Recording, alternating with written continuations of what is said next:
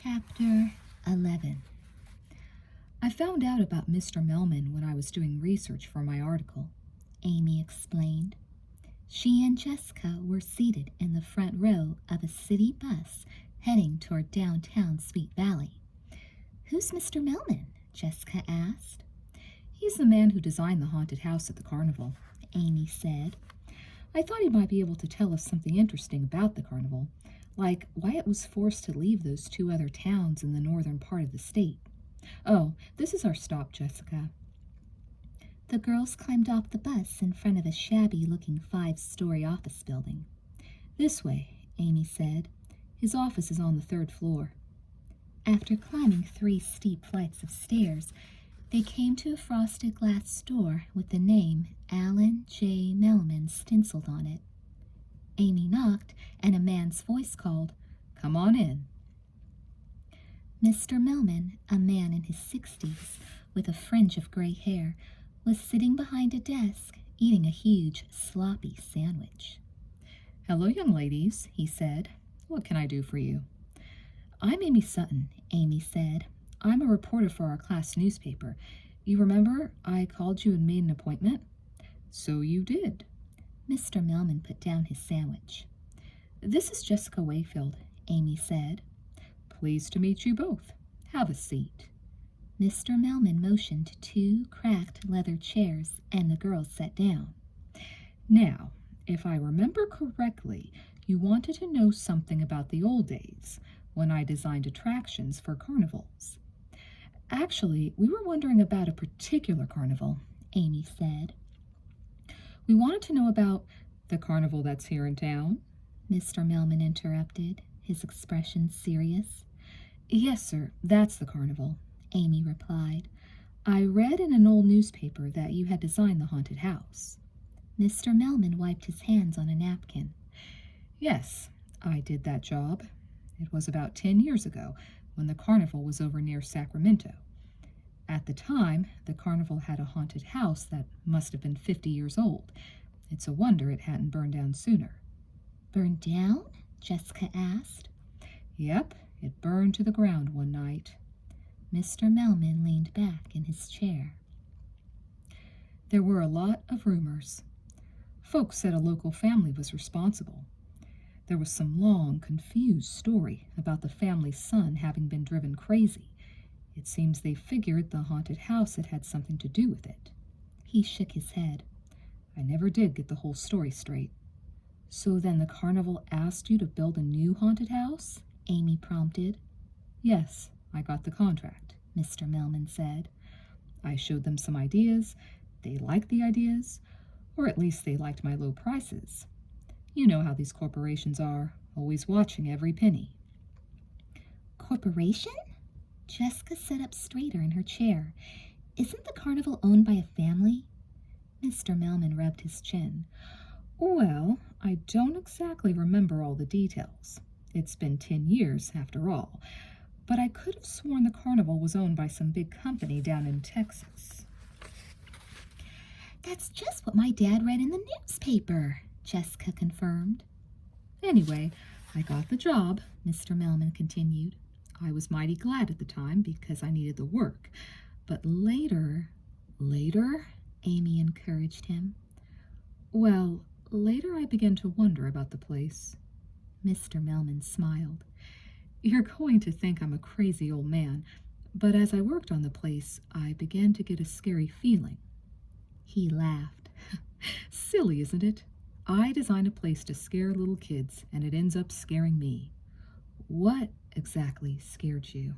Amy asked, writing as fast as she could in her notebook. Mr. Melman hesitated. "Well, you know that haunted houses are supposed to be just fun. Something jumps out at you and you squeal. There's nothing really mean or terrifying about them. But while I worked on that haunted house, I began to feel that the place was changing." "Changing how?" Jessica asked. Mr. Melman looked right into Jessica's eyes. "It felt as if something horrible, something evil, had moved in there." Jessica felt a chill go up her spine. She looked over at Amy. Her face was very pale. But if it had just been the feeling, well, I guess I could have handled that, Mr. Melman went on. Was there something else? Jessica asked. Something more than a feeling? Mr. Melman nodded. Yes, there was the tombstone. He cocked his head to one side. Did either of you two go through the haunted house? I did, Jessica answered. Mr. Melman nodded grimly.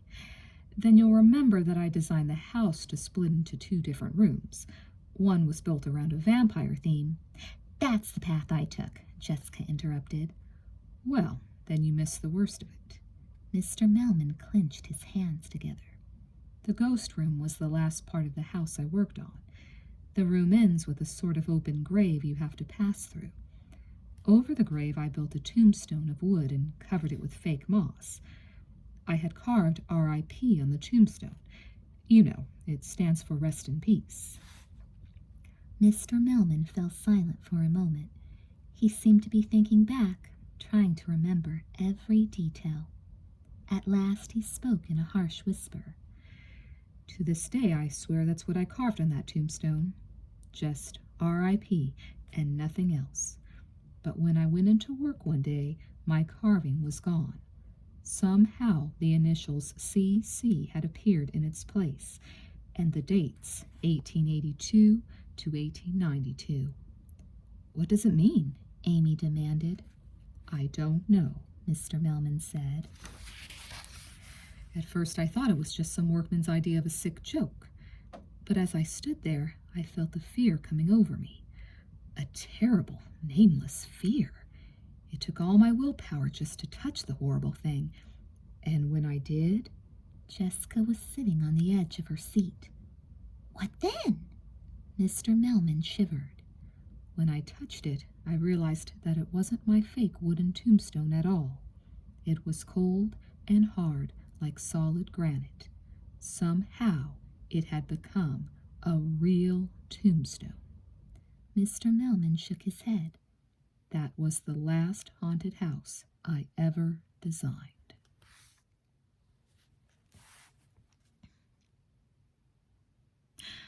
Wait until you hear about the carnival, Elizabeth.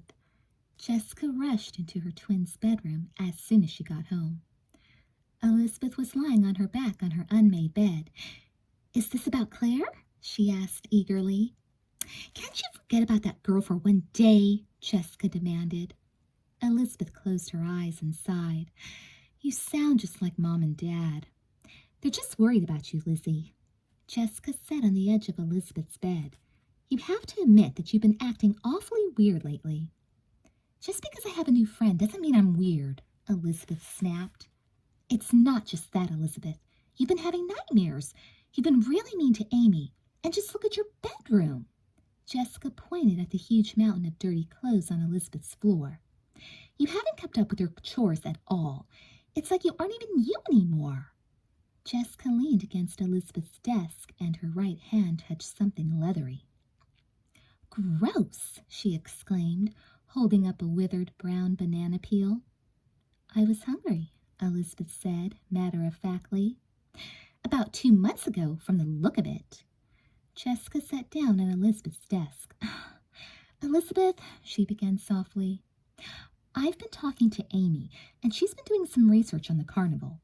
I know all about it, Elizabeth interrupted. Amy thinks there's something fishy about the carnival. She's just jealous of Claire. I think there's something fishy about the carnival, too, Jessica said quietly.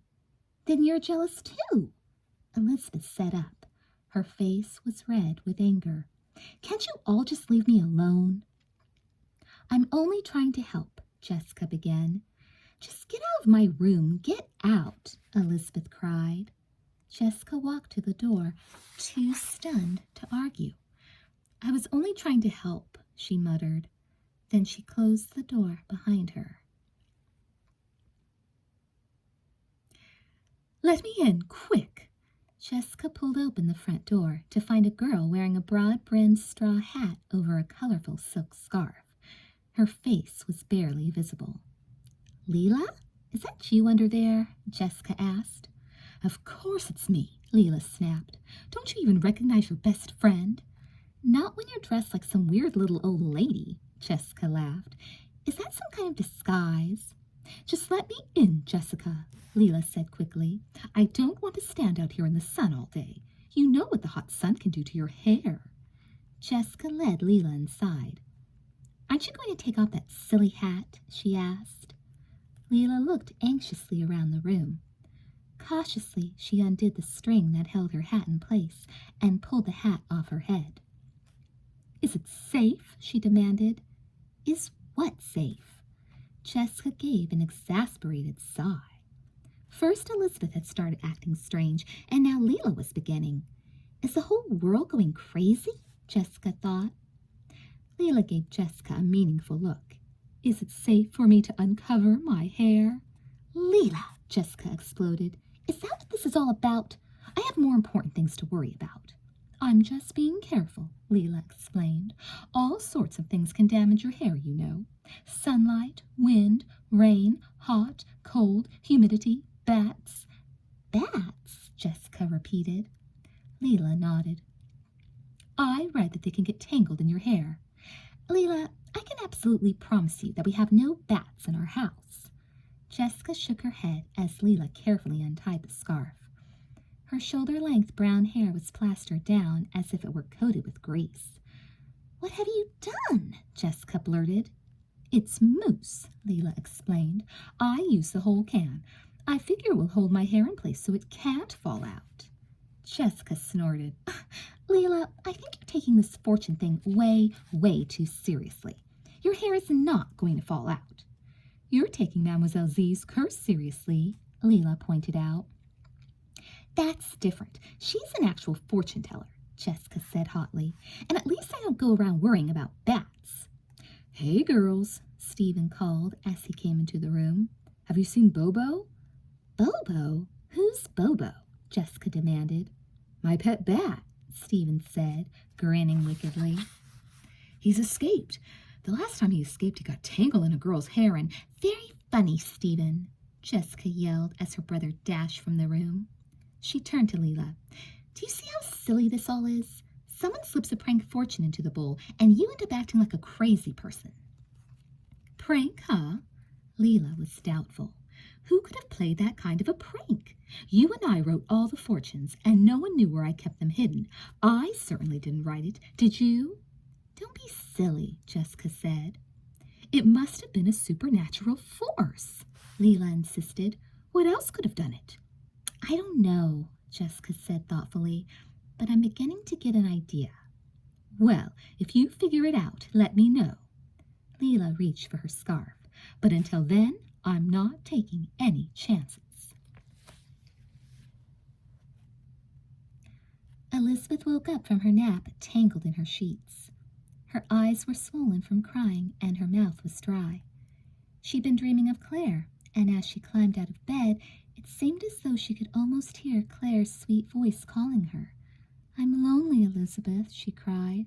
Come and play with me now. Elizabeth crept halfway down the stairs and crouched against the railing. The TV was on in the family room, and she could hear Jessica and Stephen talking. A moment later, she heard a third voice that she recognized as Leela Fowler's. Elizabeth tiptoed down to the final stair. She peeked cautiously down the hallway toward the kitchen. Her mother was sitting at the table reading the newspaper, her back to Elizabeth. Elizabeth took a deep, quivery breath. She felt strange sneaking around her family this way, and she had never in her whole life disobeyed her parents. But she didn't have a choice. Claire needed her. She crept down the hallway past the den where Jessica and Stephen were arguing over what to watch on TV. Slowly, Elizabeth opened the front door, hoping it wouldn't creak. Elizabeth? Is that you?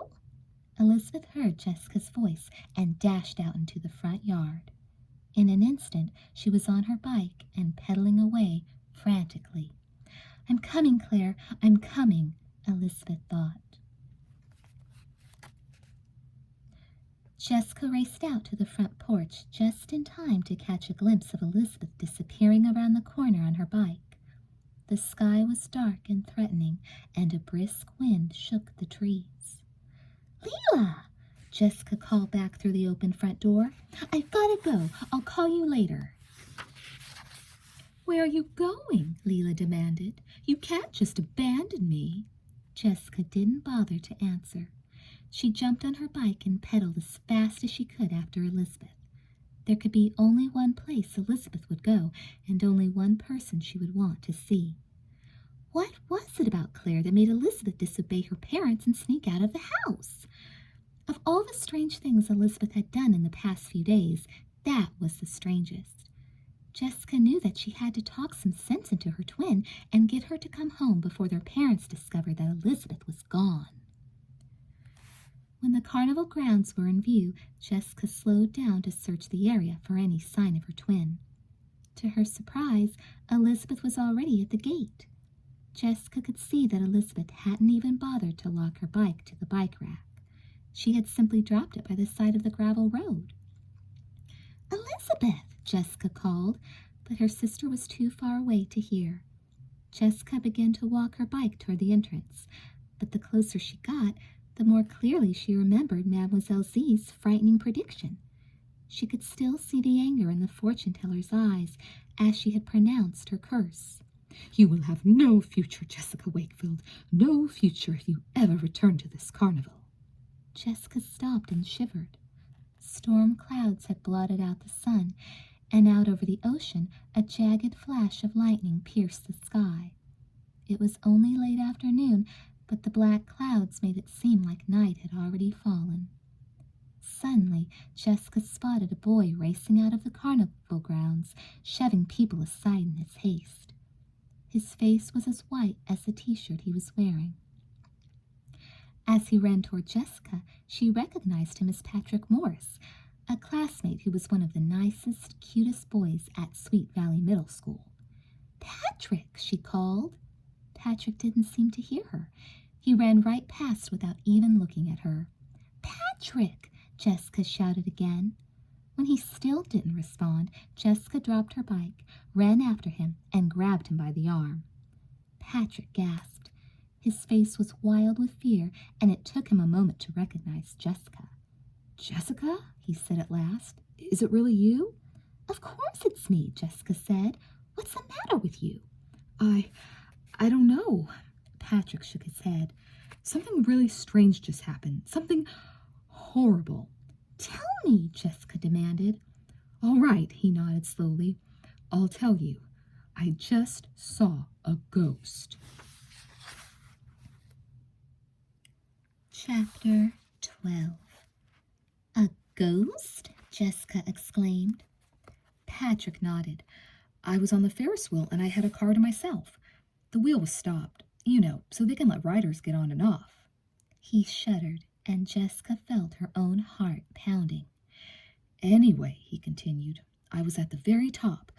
I was looking out over the ocean when I heard this voice." Was it a low, raspy man's voice? Jessica asked. Could it be the same voice she'd heard at her window? "No, it was a high voice, like a girl's. It said, 'Hello, Patrick.'" Patrick put his hand over his eyes for a moment before continuing. "I looked around. I figured it was someone in one of the other Ferris wheel cars, but the ones right below me were empty. I was up there all alone, hundreds of feet in the air. Then I heard the voice again. 'Hello, Patrick,' it said. 'Would you like to come and play?'" Jessica jumped as a tremendous clap of thunder broke through the air. The storm was coming closer. "I couldn't see anyone," Patrick went on. "I thought I was going nuts. There was just this voice saying, 'Come and play.'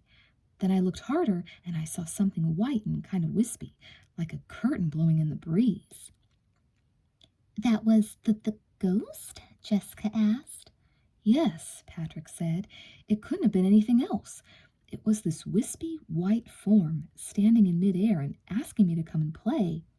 I'll tell you one thing, Jessica. I'm never going on that Ferris wheel again. In fact, I'm going to go home and lock myself in my room until the carnival leaves town for good." Without another word, Patrick walked quickly away. Jessica was more than frightened. She was terrified. Mr. Melman's haunting words filled her head. It felt as if something horrible, something evil had moved in. She had to get Elizabeth out, but as she continued toward the carnival gate, Mademoiselle Z's curse rang in her ears, and Jessica was sure that the fortune teller had something to do with whatever evil was stalking the carnival. Lizzie, Jessica cried desperately, you have to come out. Another jagged bolt of lightning raced across the sky, followed by an explosion of thunder. People began to stream out through the Clown's Mouth entrance. One by one, the rides were being shut down and the bright lights turned off. The sound of the merry-go-round's organ music faded eerily in the wind. Jessica watched the crowd anxiously, looking for Elizabeth. Out over the ocean, rain had already begun to fall, and the storm was moving closer to land. Finally, Jessica spotted her sister wandering through the gate with the last of the crowd. Lizzie, Jessica yelled. Elizabeth! Jessica? Elizabeth said in surprise as Jessica ran up to her. What are you doing here? She narrowed her eyes. Did Mom and Dad send you? As a matter of fact, I came here to bring you home before they find out that you're gone, Jessica said. Heavy drops of rain began to splatter on the ground around them. They closed the carnival early because of the storm, Elizabeth said unhappily. I barely got to say hello to Claire. I hope the storm washes this horrible carnival into the ocean, Jessica muttered. By the time the twins reached home, the rain had stopped, but they were drenched. Now what do we do? Jessica wondered aloud as they quietly wheeled their bikes into the garage. How are we ever going to sneak back into the house without being seen? Elizabeth shrugged. You tell me. You're the one with all the experience. Let's see. Jessica wrung out her dripping hair. It's practically dinner time, so probably our best bet is to get into the living room through the patio doors. With any luck, Mom and Dad are in the kitchen. Together the girls sneaked around to the back patio. The coast is clear, Jessica whispered as she peeked inside. Once we're in, run straight upstairs as fast as you can. All right? Elizabeth nodded. Jessica eased open one sliding glass door an inch at a time and stepped into the living room.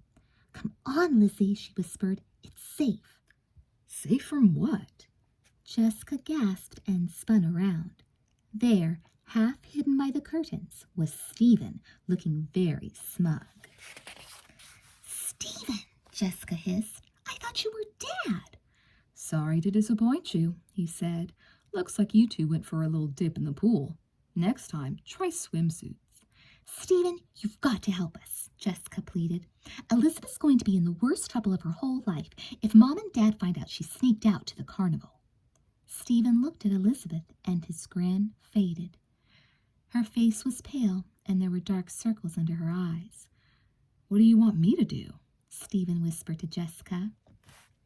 Distract Mom and Dad until we can get upstairs and dry off, Jessica whispered back.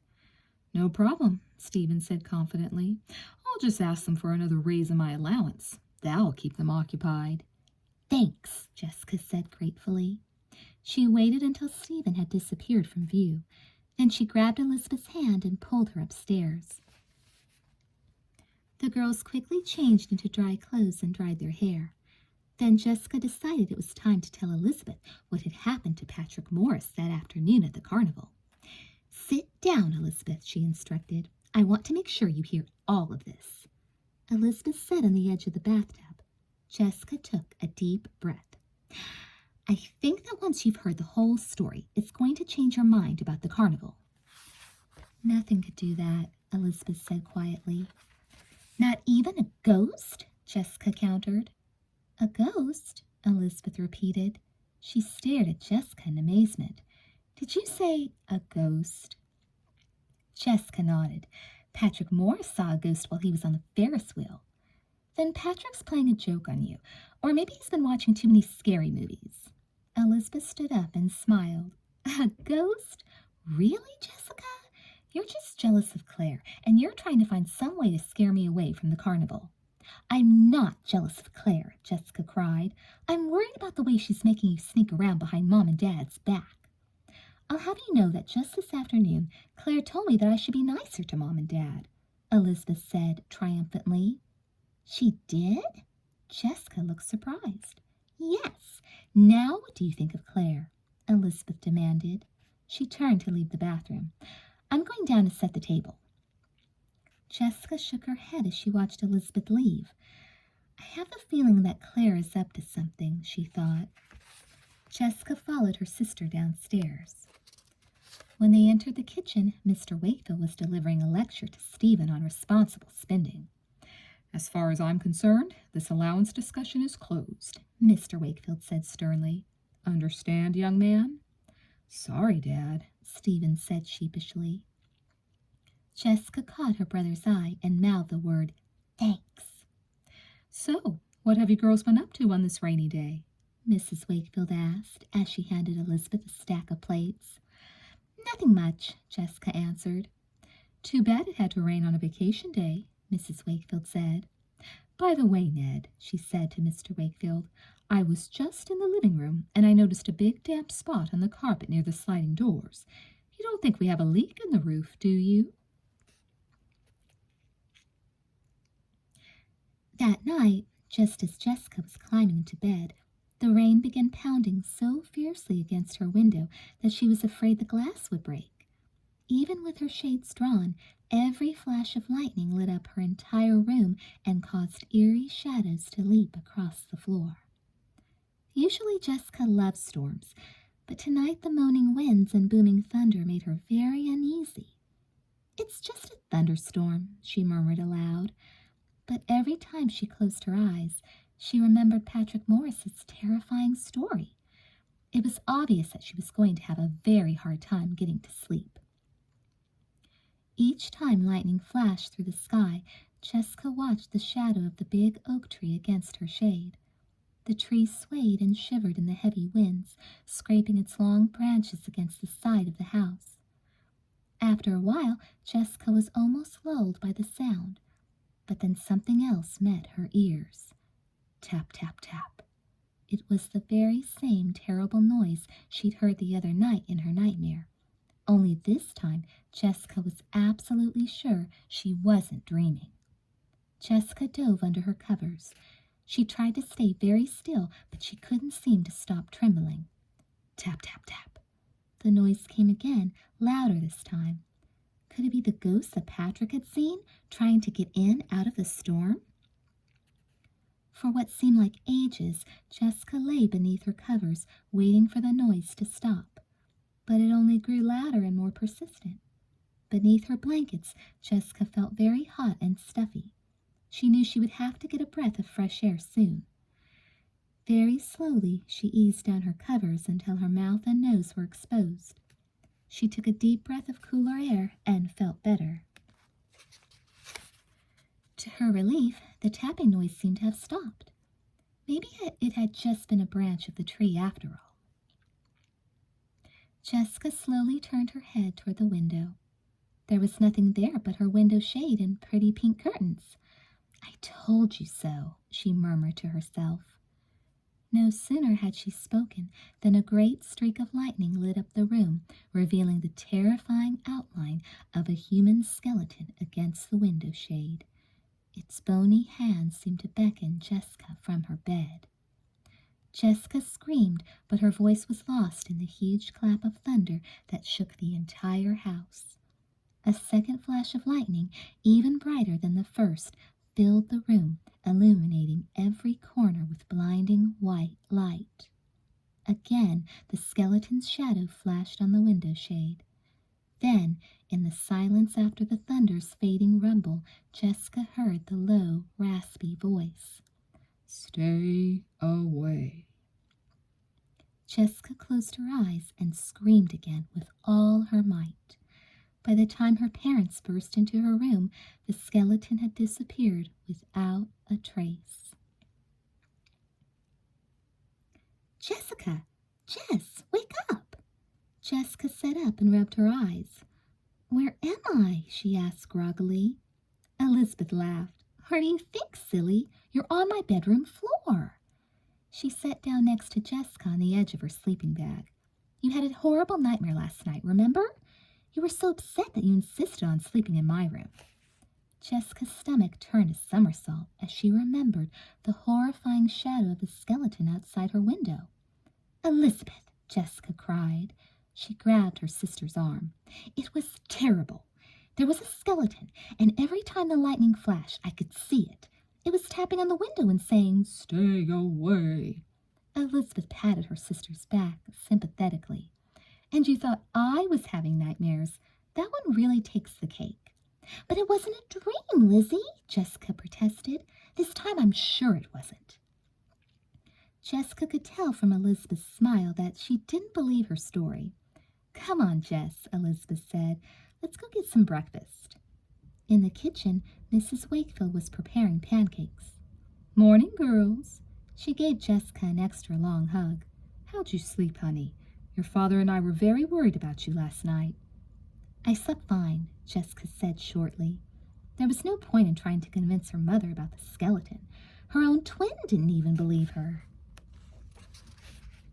"Mom, let me help you with those pancakes," Elizabeth said brightly. "Why, thank you, Elizabeth." Mrs. Wakefield winked at Jessica. "Looks like we have our old Elizabeth back." "I want to apologize for the way I've been acting lately," Elizabeth said sweetly. She carried a plate of pancakes over to Jessica. "I think you were right, Mom. I did have a touch of the flu, after all. But after resting all day yesterday, I feel much better." Jessica stared at her twin. "Resting?" she thought. Mrs. Wakefield seemed very relieved. "You've had us all worried about you, Elizabeth," she said. "I can't tell you how glad I am to see you smiling again." Elizabeth placed a bottle of maple syrup on the kitchen table. "You know, Claire called yesterday," she continued, avoiding Jessica's gaze. "It seems she had the flu too. I guess it's going around." "That's too bad," Mrs. Wakefield said. "Anyway, she wanted me to apologize for her. She felt just awful about missing dinner on New Year's Day." "Why didn't she call?" Jessica asked pointedly. "She was too sick. In fact, her whole family was sick." Elizabeth smiled at Mrs. Wakefield. "You know, Mom, the carnival will be leaving in a day. I was wondering if I could have permission to visit the carnival this afternoon. I'd like to invite Claire and her family for lunch tomorrow, before they leave town." "Can I count on you to come home on time?" Mrs. Wakefield asked. "Of course," Elizabeth assured her. "Well, I suppose it would be all right," Mrs. Wakefield said. "Your father and I are going to a barbecue this evening. We'll be leaving this afternoon, so I need to know that I can trust you both to behave. That means I want you home no later than 5 o'clock, Elizabeth." "Thanks, Mom." Elizabeth gave her mother a kiss on the cheek. "Don't you think Elizabeth should stay home until she's fully recovered?" Jessica looked hard at her mother. "She seems fine to me," Mrs. Wakefield answered. Elizabeth flashed her mother a dazzling smile. "Not to me," Jessica murmured, but no one seemed to notice.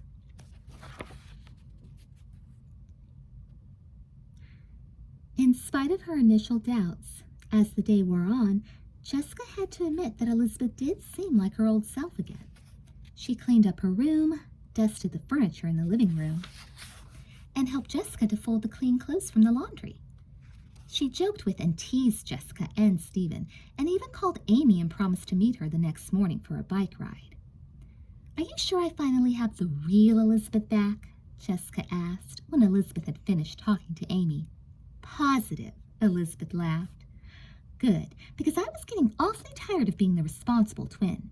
Which reminds me," Jessica lowered her voice, "are you in the mood for a little spy activity?" "Sounds interesting. Whom are we spying on?" "Our big brother." Jessica led Elizabeth to the doorway of Stephen's bedroom. "Trust me, he has it coming. I have a sneaking suspicion that he played a very mean trick on Leela and me." The twins peered into Stephen's bedroom. It was far messier than Jessica's bedroom was at its very worst. "He's outside playing basketball, so I know it's safe," Jessica whispered. "Are you sure we should be sneaking in here?" Elizabeth asked nervously. "It doesn't seem right." "Lizzie!" Jessica laughed affectionately. "Now I know you're back to normal."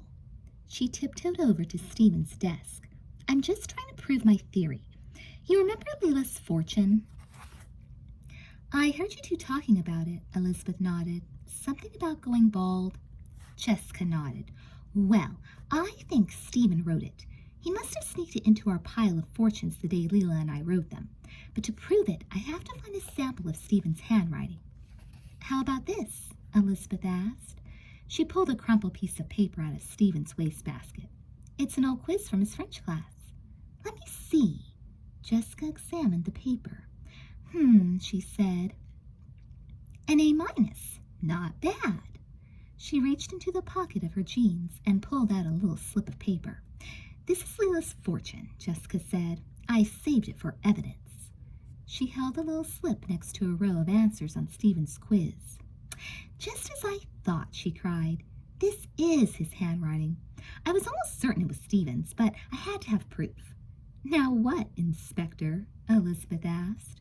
Jessica tossed Stephen's quiz back in the wastebasket. Now we plot our revenge, she exclaimed.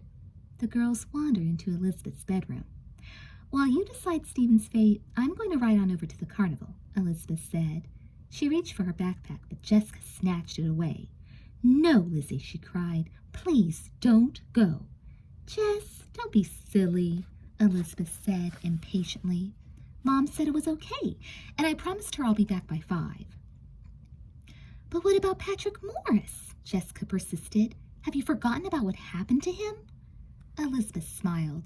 No, I haven't forgotten, and I promise I won't talk to any ghosts while I'm there. Now, are you satisfied? Please, Lizzie, Jessica pleaded. There's something horrible going on at that carnival. I don't know what it is, but I know it's not safe. Will you let go of my backpack, Jessica? Elizabeth was still smiling, but her voice was strained. Reluctantly, Jessica released Elizabeth's backpack. Why won't you listen to me? She asked softly. I listen to you, Jessica, Elizabeth laughed. I just don't believe you. Chapter 13. Mom and Dad left me in charge, and I decide what we watch, Stephen declared. He clicked the remote control buttons until a car chase appeared on the TV screen. They may have left you in charge, Jessica replied, but no one made you dictator. Well, you owe me, Stephen said. You and Elizabeth would have been grounded for life if Mom and Dad had caught you sneaking in yesterday. He glanced at his watch. Where is Elizabeth anyway? Wasn't she supposed to be home by now? Jessica nodded. She's practically 2 hours late. I knew I shouldn't have let her go to that carnival today. What's the big deal? I thought that curse was only on you, Stephen teased. It's dangerous there, Stephen, Jessica said. You just don't understand. He laughed. You're right about that. For a moment, Jessica considered telling her brother about Patrick Morris's experience and about what Mr. Melman had told her and Amy. But what was the point? She knew Stephen wouldn't believe her. Well, if Elizabeth isn't home by the time this stupid TV show is over, then I'm really going to... Going to what? Stephen wanted to know. Going to be worried, Jessica said softly. What could she do? She couldn't exactly go to the carnival herself, not with Mademoiselle Z's curse still hanging over her head. And what about the horrible voice that had warned her to stay away? Just being near the carnival the day before had scared her half to death. Elizabeth probably just forgot about the time, Stephen said. Stop worrying, Shrimp. But when another hour had passed without Elizabeth's coming home, Jessica became frantic. She began to pace up and down and to check the window every few minutes for signs of her sister. Stop pacing, will you? Stephen demanded. I'm getting seasick just watching you. It's dark out, and it's starting to get really foggy, Jessica said. Elizabeth has never stayed out this late before. I'm sure she's fine, Stephen said, suddenly not sounding sure at all. As Jessica continued to stare out of the window, the telephone rang. Elizabeth, she cried. That's her! I just know it. She dashed to the telephone in the kitchen. Hello? She answered breathlessly. The girl is in danger, said a low, raspy man's voice. Terrible danger. Who is this? Jessica managed to ask. The lump in her throat was so big that she could barely speak. Get her away from here, or you will never see her again on this side of the grave, the voice said urgently. Quickly, the evil one is ready to strike. Oh, Jessica began, but the line had already gone dead. Lizzie, Jessica cried. There was no doubt about it. Elizabeth was in danger, and Jessica had to do something to save her. But what? If she went to the carnival, she might be in just as much danger. She could try to convince Stephen to help, but he still wasn't likely to believe her, and she would waste valuable time trying to convince him. Amy! Jessica snatched up the phone. With trembling fingers, she dialed Amy's number. Amy will believe me, Jessica thought. Amy will want to help Elizabeth. But Amy's phone rang, and no one answered. At last, Jessica gave up and tried Leela's number. Leela, I need your help, Jessica cried when her friend answered the phone. I just conditioned my hair, Leela said. Can't it wait? No, it can't wait, Jessica snapped. Elizabeth is in terrible danger, and someone has to get her out of the carnival as soon as possible. The carnival? Leela repeated. Are you kidding? You know I won't go near that place. But Leela, Jessica said frantically, this is a matter of life and besides, Leela continued, I have to leave this conditioner on my hair for 30 minutes. It's supposed to give it extra body and just forget it, Leela. Jessica slammed down the receiver. She was wasting precious time. She could call her parents, but it would take them at least an hour to drive home. Quickly, the man had said, the evil one is ready to strike. There was no other way. Only one person could save Elizabeth. No matter what the danger, Jessica would have to defy Mademoiselle Z and rescue Elizabeth.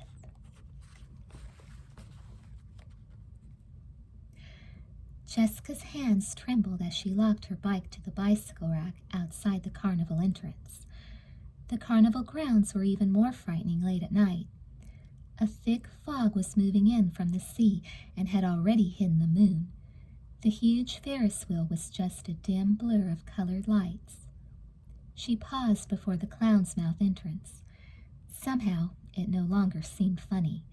To Jessica, it looked like the macabre grin of a rotting skull, or the hungry mouth of some awful beast, ready to swallow her up. Are you coming, or what? The gate attendant demanded. Yes, I'm coming in, Jessica answered in a shaky voice. Well, hurry up, the attendant growled. We close in 20 minutes. Maybe sooner if this fog gets any thicker. Yes, I know, Jessica nodded. For a brief moment, she considered waiting outside the gate until closing time. Elizabeth was sure to come out then, and Jessica would be safe from Mademoiselle Z's curse. She started to turn away, but then Jessica recalled the words of the man on the phone. Quickly, he had warned. Jessica couldn't take the chance of waiting. Elizabeth needed her help, and she needed it right now. As she stepped through the clown's gaping mouth, Jessica's knees felt like rubber. Now I've disobeyed Mademoiselle Z, she thought fearfully. What will happen to me? Jessica took another step. The fog wrapped itself around her like a smothering shroud. Jessica had no idea where to find Elizabeth. Even though it was near closing time, there was still a bustling crowd of people. Jessica began by searching along the rows of food booths, most of which were being shut up for the night. Elizabeth was nowhere to be seen. Jessica ran on to the game booths. By the time she reached the shooting gallery, she felt as if her lungs would burst. Beads of nervous sweat were rolling down her cheeks, and her clothes clung to her body. She raced on again through the crowd of people who were scurrying around like gray phantoms. She stopped to catch her breath beside the tilt-a-whirl and tried to peer into each spinning car as it slowed to a stop. When she was positive that Elizabeth wasn't in any of the cars, she staggered on to the roller coaster. One by one, the rides were being turned off all around her. The organ music from the merry-go-round ground to a halt, and the lights strung overhead from booth to booth blinked on and off to signal the carnival's close. Jessica peered frantically at the faces streaming past her. What if it was already too late? "Elizabeth!" she yelled. "Lizzie!" You lost, young lady? Jessica spun around to find a carnival employee, a young man with a scraggly brown mustache, standing behind her. "I'm looking for my sister," Jessica said. What does she look like? The man asked. "Well, she's blonde and has blue-green eyes and—" Jessica slapped her forehead. "How stupid! She looks like me. We're identical twins." The man stroked his chin. I saw someone who looked like you a while back, but then again, it could have been you. "She was dressed differently," Jessica said. "She was wearing—" The man shook his head. I don't notice what folks are wearing. "I know," Jessica said suddenly. "She would probably have been with Claire." The man looked puzzled. Who? "Claire! The carnival owner's daughter, Claire," Jessica said. The owner's daughter, the man echoed. This carnival's owned by the Austin Entertainment Corporation. Maybe you mean the manager, although I'm pretty sure that old Mr. Mates doesn't have a daughter. I don't believe he's ever been married. Of course, I could be wrong. I've only been with the carnival about a year. He snapped his fingers. I'll tell you who would know, though. Mrs. Alekis. She's been with the carnival her whole life. "Mrs. What?" Jessica asked. She calls herself Mademoiselle Z, the man said. The Z is short for Zalekis. "Oh, no," Jessica moaned. The man pointed. Her tent is over by— "Thank you," Jessica interrupted. "I know where her tent is. And it's the last place I want to go," she thought grimly. But Jessica realized that she had already searched the entire carnival except for 2 places, the haunted house and Mademoiselle Z's tent.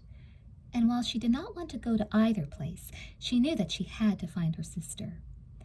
"Well, I might as well get it over with," Jessica told herself. "I'll search the haunted house first." Though the attendant had gone, the haunted house had been left unlocked. "Elizabeth, if you're in there, you'd better come out this minute," Jessica yelled. She waited, hoping desperately that Elizabeth would answer, but the only sound she could hear was the wind whistling through the ramshackle building. Slowly, Jessica stepped inside. The door creaked shut behind her. All of the scary red and blue lights had been turned off. The only illumination came from a few dim safety lights at the far corners. The skeletons no longer glowed. They just looked dusty, and it was easy to see that they were made of plastic. The cackling witch was silent, and Jessica could tell that her gleaming red eyes were really Christmas tree bulbs. The axe blade hung limply in the air. But somehow, with the phony equipment dull and silent, the haunted house was more frightening than ever. Jessica was no longer concerned with mechanically produced loud noises and eerie lights. Her fear was far more real. She was all alone in this strange place, and no one in the world knew where she was. "Elizabeth, I can't believe you're making me go through all this," Jessica whispered. Jessica walked on toward the doors marked vampires and ghosts. "What should I choose?" Jessica murmured. "Ghosts, of course," a voice said. Jessica screamed and turned around. Her eyes searched the room frantically, but she could see no one and nothing. "I'm hearing things," Jessica said aloud, in an attempt at bravery. "I'm so scared that I'm starting to imagine things." Still, one thing was certain. She was definitely not about to go through the door marked ghosts. Jessica walked over to the door marked vampires and pulled on the handle. It would not budge. "No, no!" Jessica cried. Quickly she retraced her steps through the haunted house. When she reached the entrance, she pushed hard on the door. Then she pulled.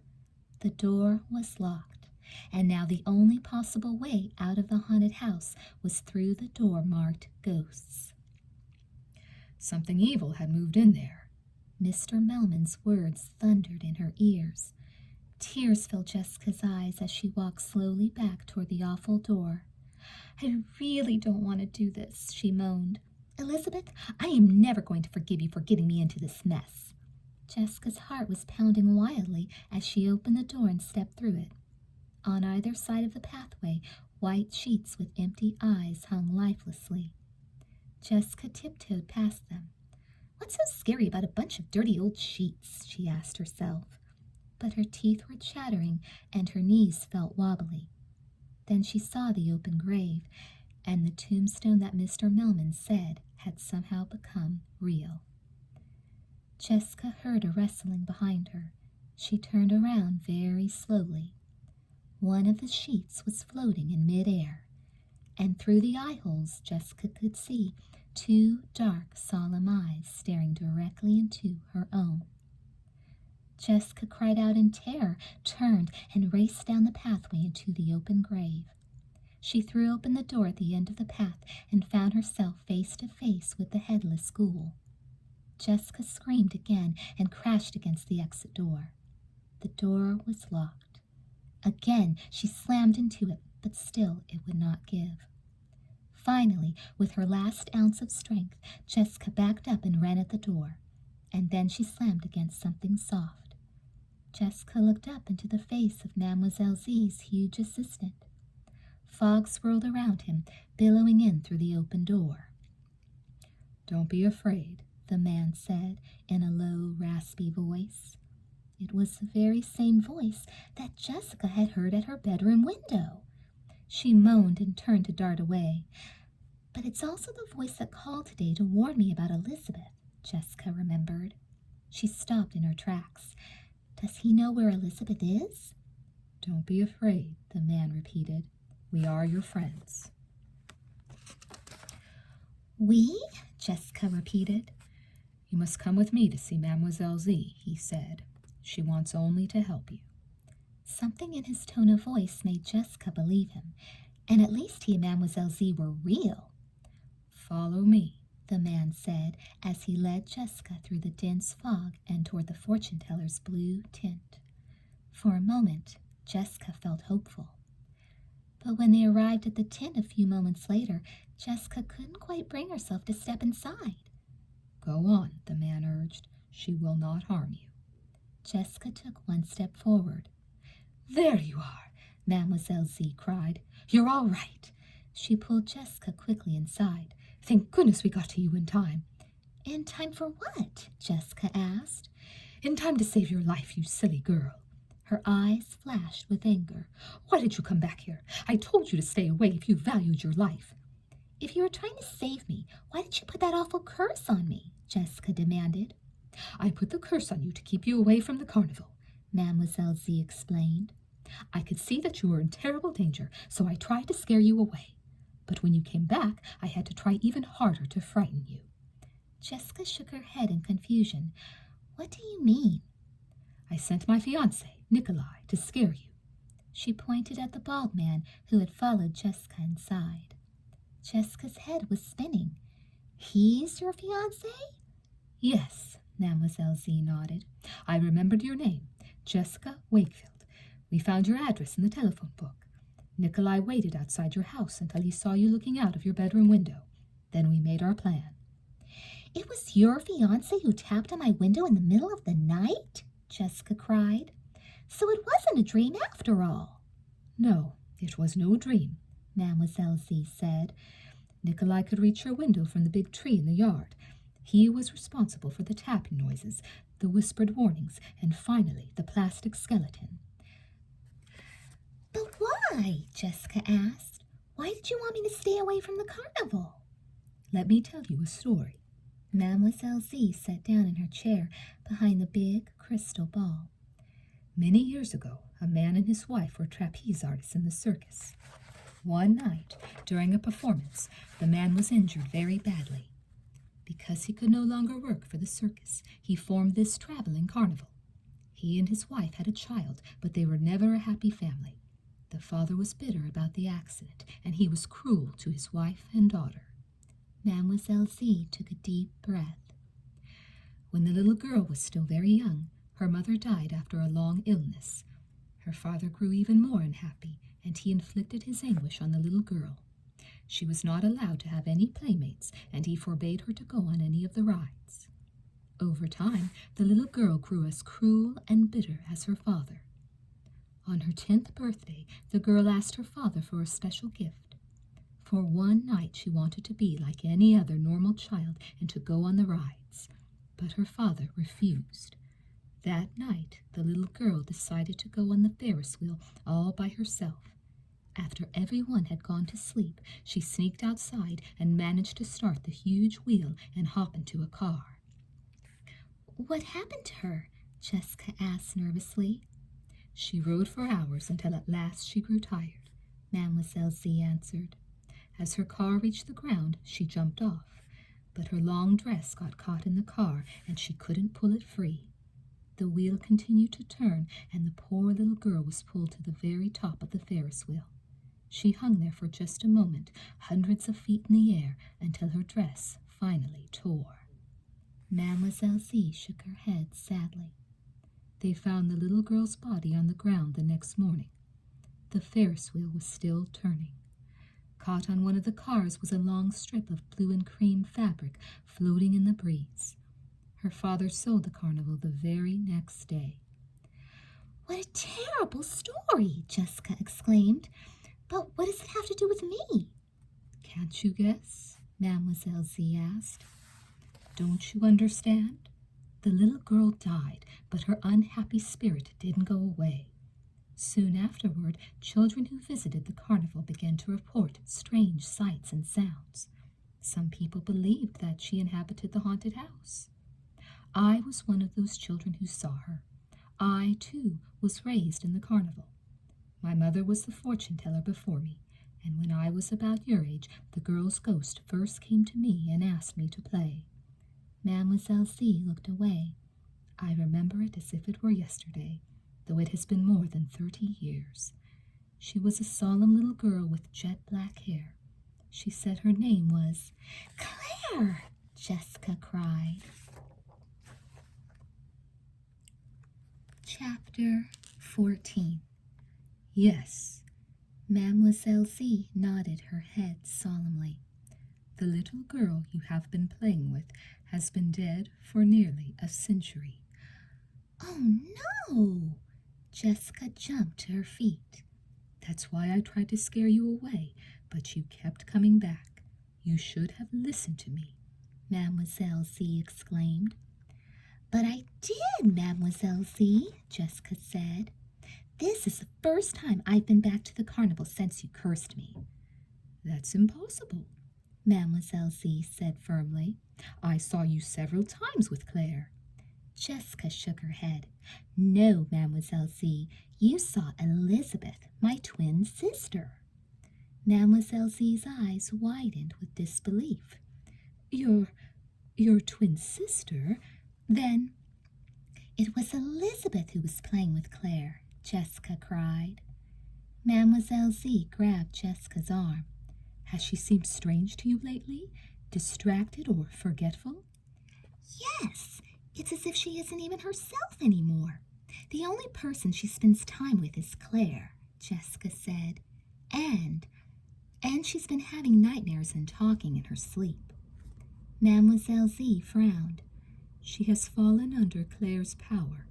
Claire can only be seen by her intended victims, and over time she draws them further and further into her world. She makes them forget their friends and their family. She can even control their thoughts. Only a little at first, but then more and more until they are completely under her spell. We have to find Elizabeth, Jessica cried. Yes, Mademoiselle Z agreed, and there isn't a minute to lose. Where is she? Jessica asked desperately. Don't you know? Mademoiselle Z asked. No, can't you use your mystical powers to find her? Jessica asked. Mystical powers? Mademoiselle Z laughed bitterly. I have no powers. What your friend said is true. I'm a fake. But you said you could see Claire, even though she's invisible, Jessica persisted.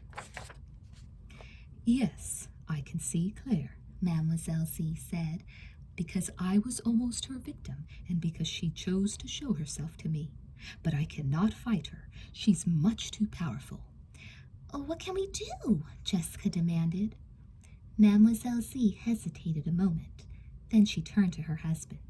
Nikolai, let the ponies out of the stable. Let them run freely through the carnival. Nikolai nodded and ducked out of the tent. The ponies, all animals in fact, are terrified of ghosts. They sense their presence and are afraid, Mademoiselle Z explained. We'll know by their screams that Claire is nearby. That day when you said bad things would happen to my friend Leela, Jessica wondered. Yes, I was angry. I'm sorry, Mademoiselle Z said. But when Leela left your tent, one of the ponies suddenly panicked and frightened her, Jessica remembered. Was your sister nearby? Mademoiselle Z asked. Jessica tried hard to remember. Yes, she was only a few feet away. Then Claire must have been there too, Mademoiselle Z said. Jessica shivered. She had been just a few feet away from a terrible, evil ghost. But Elizabeth is even closer, she realized. She's with Claire now.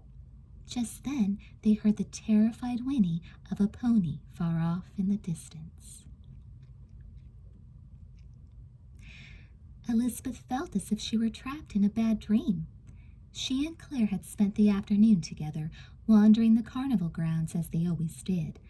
But when night had fallen, her friend had suddenly changed. Claire had become bossy and mean. At first, Elizabeth had been annoyed, but when Claire looked directly into her eyes, Elizabeth's annoyance disappeared. A sort of apathy had settled in its place. The carnival is leaving Sweet Valley tomorrow, Elizabeth, Claire said as they walked across the empty carnival grounds. It was after closing, and all the colored lights were off. Dense fog hung thickly around them. Yes, Elizabeth said dully, but we will still be able to play together. Elizabeth shook her head in confusion. How? You'll be going with me, of course, Claire said. You're far too good a friend for me ever to let you go. What would I do without you? I'd be so lonely. But how can I go with you? Elizabeth asked dreamily. My family, my friends. I'll take care of everything, Elizabeth, Claire assured her. You just do what I say. You will do whatever I say, won't you, Elizabeth?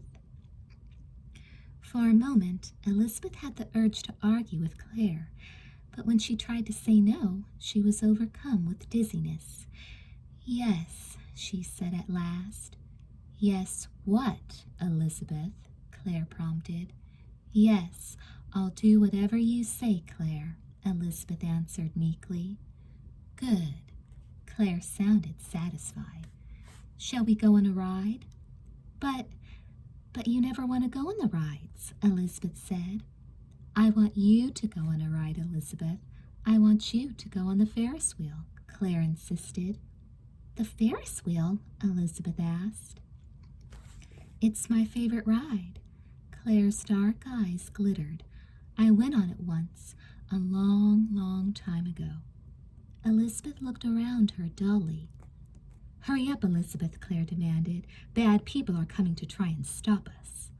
Elizabeth could barely make out the Ferris wheel ahead. Its lights were off and it was still. The carnival is closed, Elizabeth said flatly. Climb the steps to the Ferris wheel and get into that first car, Claire ordered. But it's closed, Elizabeth tried to argue. You promised to do as I say, Elizabeth. Now do it, Claire commanded. Slowly, Elizabeth climbed up to the Ferris wheel and sat down in the first car. Something struggled to the surface of Elizabeth's mind as she sat patiently in the car. A memory from what seemed like a long time ago. A memory of a tiny piece of paper and a message. The Ferris wheel's lights flickered on and the motor suddenly began to whir. Then there was another sound, the sound of a pony whinnying loudly. Elizabeth looked down to see Jasper rearing in panic. Claire held herself perfectly still. Then she opened her mouth and released a terrifying growl. Jasper screamed and galloped off. With a lurch, the Ferris wheel began to turn. Jessica and Mademoiselle Z raced from the tent toward the sound of the frightened horse. The animal's cries seemed to be coming from the area near the Ferris wheel. "Be careful of Claire," Mademoiselle Z warned as she hurried alongside Jessica. "If Claire makes herself visible to you, don't be fooled by her innocent appearance. Claire is an evil spirit, very powerful and very dangerous. You cannot fight her." "Then how can we save Elizabeth?" Jessica cried. "Only Elizabeth can stop Claire now," Mademoiselle Z said. "Claire has spent far more time with Elizabeth than she has ever spent with an intended victim, and her control of Elizabeth is great. Your sister will have to be very strong to resist." "What is Claire going to do to Elizabeth?" Jessica demanded. "Tell me." "She will ask Elizabeth to join her," Mademoiselle Z said. "But in the end, Elizabeth will have to decide." "To decide?" Jessica repeated. Mademoiselle Z said quietly, "To decide whether she will stay with the living or join Claire." "Look!" Jessica cried. "The Ferris wheel's lights are on." Suddenly, Jasper raced past them. "There she is!" Jessica could see Elizabeth all alone in a car of the Ferris wheel, and the wheel was beginning to move. "Nikolai!" Mademoiselle Z screamed. She and Jessica watched as Nikolai raced up to the Ferris wheel platform and threw his shoulder against the long control lever. The Ferris wheel lurched to a stop. Elizabeth's car was only a few feet in the air. "Hold on, Elizabeth, I'm coming!" Jessica dashed up the steps of the platform and grabbed hold of the bottom of Elizabeth's car.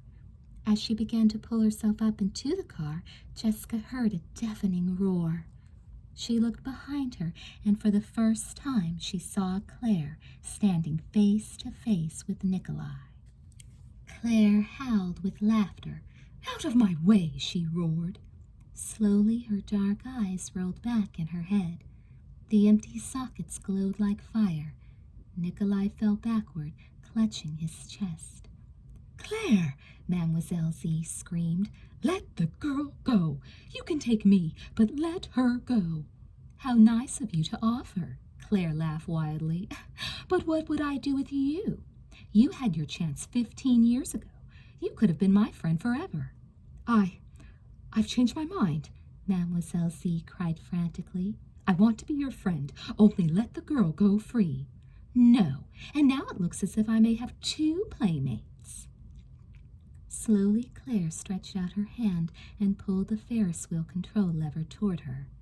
Jessica had struggled halfway into Elizabeth's car when the wheel lurched to a start. The ground fell away quickly, but with her last bit of strength, Jessica pulled herself completely into the car. "Lizzie!" she cried. "Lizzie, talk to me!" But Elizabeth stared straight ahead as if she did not even see her sister. Jessica grabbed her arm. "Lizzie, it's me, Jessica." Elizabeth's eyes flickered, but she continued to stare blankly ahead. The Ferris wheel was still turning. Jessica felt dizzy as she looked out over the carnival. Already they were as high as a 5-story building. Suddenly the Ferris wheel jerked to a stop. Jessica and Elizabeth were at the very top of the wheel. Below them, the carnival grounds were nearly invisible in the fog. But off in the distance, the fog had cleared, and Jessica could see the lights of their own neighborhood. "Elizabeth, look!" Jessica put her hands on Elizabeth's shoulders and forced her to turn her head. "Can't you see, Elizabeth? Our home is just over there. Mom and Dad and Stephen. They all want you to come home." Jessica glanced down again at the ground and groaned. Claire had begun to float upward as easily as if she were being hoisted on invisible strings. Slowly she rose until she was floating in the air only a few feet in front of the twins' car. "Come, Elizabeth," Claire said. "Come to me. It's time to play." Chapter 15. Elizabeth saw Claire floating before her, smiling and calling to her.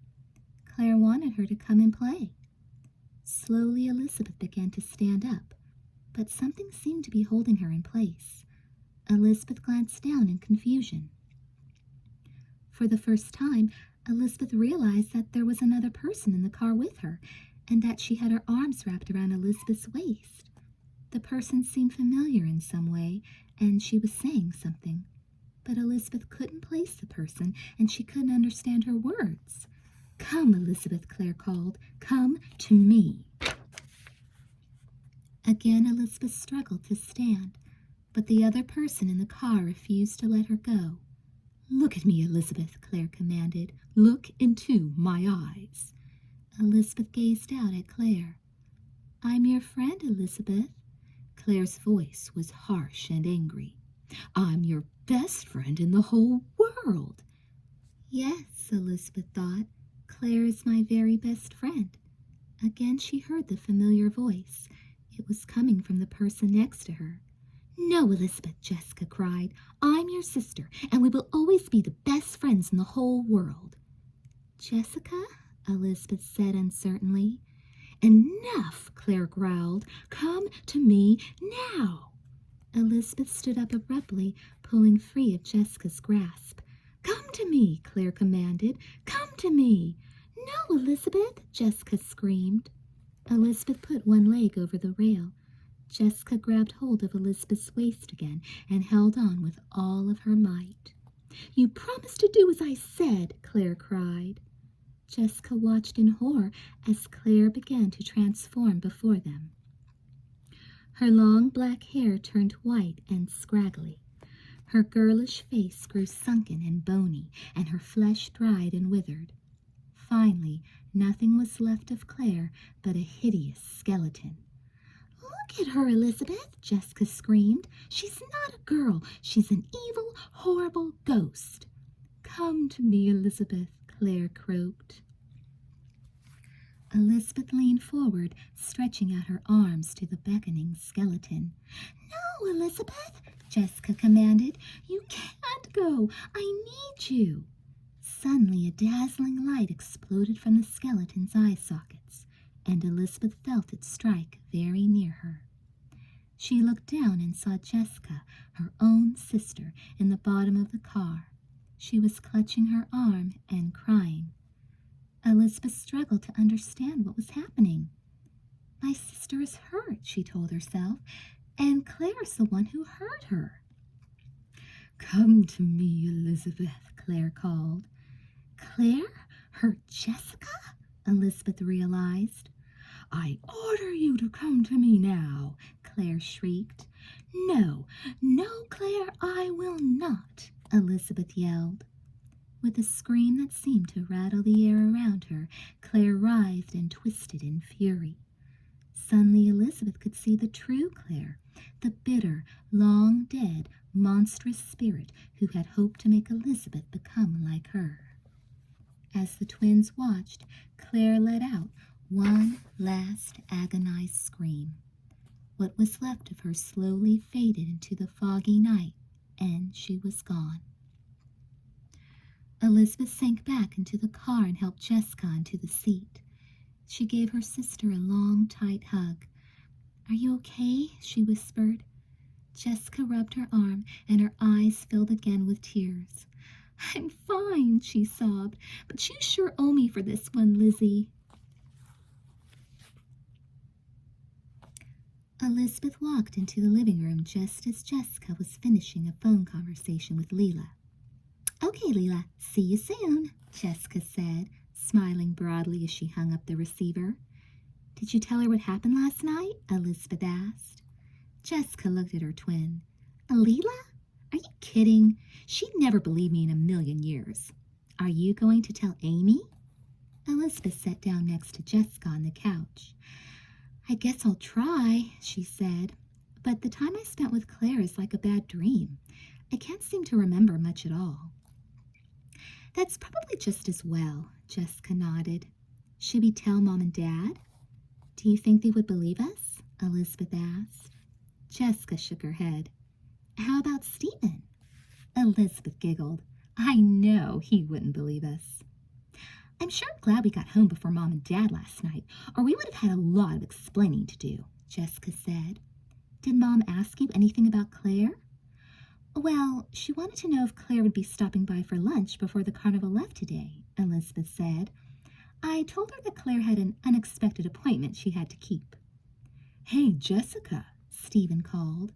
I'm in the living room, Jessica said. Stephen entered carrying a long envelope. I guess this is for you, he said as he tossed it to Jessica. The amazing Mademoiselle J, Jessica murmured, reading the beautiful feminine handwriting. Jessica tore open the envelope and pulled out a piece of cream-colored stationery. Printed in gold letters across the top was the name Irene Zalekis. It's from Mademoiselle Z, Jessica exclaimed. She read the note aloud. Dear Jessica, although I have no mystical powers, I would like to offer you one final prediction. You and your sister will always share a special bond of love and friendship. Treasure it and protect it, for you are truly lucky. This comes from my heart, not from my crystal ball, and so I know it must be true. Mademoiselle Z. Jessica put down the letter and shook her head. What an amazing lady, she said. Just then, the doorbell rang. Elizabeth jumped up to answer it, but Jessica grabbed her arm. Why don't we let Stephen get the door, she said with a sly grin. He could use the exercise. The doorbell rang again, and Stephen stomped down the hallway past the living room. All right already, he grumbled. I'm coming. The twins listened as he swung open the door. Hi, Stephen, came Leela's voice. Suddenly, Stephen screamed. A moment later, the twins heard his bedroom door slam shut. What in the world is wrong with him? Elizabeth asked. It's not what's wrong with Stephen, Jessica winked. It's what's wrong with Leela. She nodded toward the hallway. Come on. Elizabeth followed Jessica to the doorway. Leela stood on the front porch with a huge grin on her face and no hair on her head. Nice bald wig, Jessica commented. It's very becoming. Thanks, Leela said as she stepped inside. I got it at the same costume shop where I got my witch outfit. She peered up the stairway. I have a funny feeling that Stephen doesn't like my new look. Give him a chance, Elizabeth said. Maybe it'll grow on him. The three girls laughed. See, Lizzie, Jessica said. We don't need any visiting carnivals. We have our own right here at home.